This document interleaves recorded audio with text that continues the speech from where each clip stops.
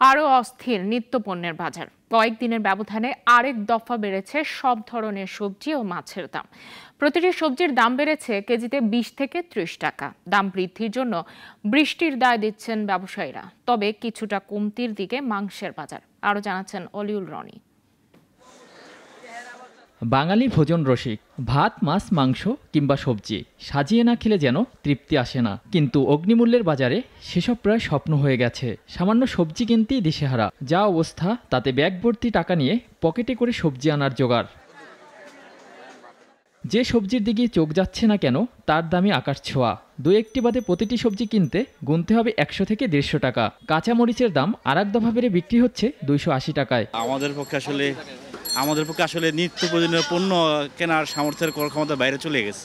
বাজার আসলে পরে আমরা আসি বাসার থেকে একরকম চিন্তা ভাবনা করে, বাজার এসে দিকে আর এক রকম। শুধু সবজি নয়, মাছের বাজারেও নেই সুখবর। বড় সাইজের ইলিশ কিনতে গুনতে হবে 2500 টাকা।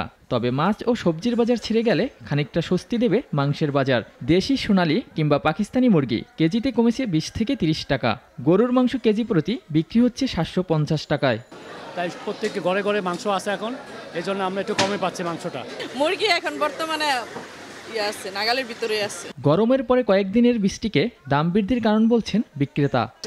সবজি ওরকম ভাবে আমদানি হচ্ছে না, আর আমরা ওরকম ভাবে পাইতেছি না। এর মনে করেন যা পাচ্ছি তার মনে করেন নিয়ে আসতেছি, আর সম্পূর্ণ সবজি মনে করেন দাম বেশি। গত সপ্তাহের তুলনামূলক এই সপ্তাহের দাম একটু বেশি, বিশেষ করে 3-4টা দাম অনেকটাই বেশি। মাছ মাংস সবজি যাই কিনতে যান না কেন, কোথাও যেন স্বস্তি নেই। তাই ক্রেতারা বলছেন স্বস্তি ফেরাতে ভাঙতে হবে সিন্ডিকেট। অলিউল রনি, নাগরিক, Dhaka. Walton air conditioner exchange অফারে স্প্লিট এসিতে 23,000 টাকা পর্যন্ত নিশ্চিত ছাড়।